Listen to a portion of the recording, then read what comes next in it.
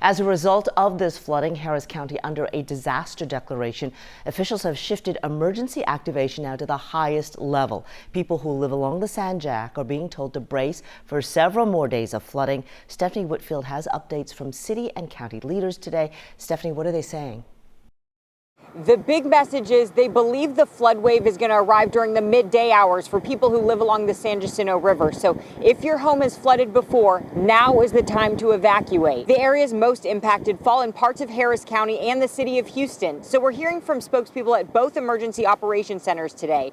They're expecting floodwaters to continue rising over the next 2 to 3 days. County Judge Lina Hidalgo is calling this a catastrophic event. Right now, you're going to hear from Judge Hidalgo first, then a spokesperson from the Houston Office of Emergency Management. Right now, you may think, if you live in those neighborhoods, that things have leveled off and we're good to go, but this threat is ongoing and it's going to get worse.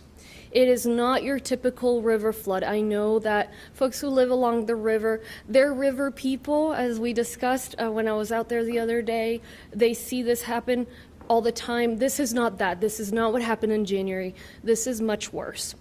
It's a catastrophic event, and we all need to take the urgent and necessary steps to respond accordingly. It's very important that people know now's the time to get out, because if you get out now, that's one less person that our first responders, our police and fire, might have to rescue later. Again, Judge Hidalgo is saying the flood wave will arrive midday today. She's urging everyone who lives within half a mile of the East Fork of the San Jacinto River to get out now. County officials are expecting about a couple hundred structures to flood, and they say by the end of the day, the only way to get out will be by boat.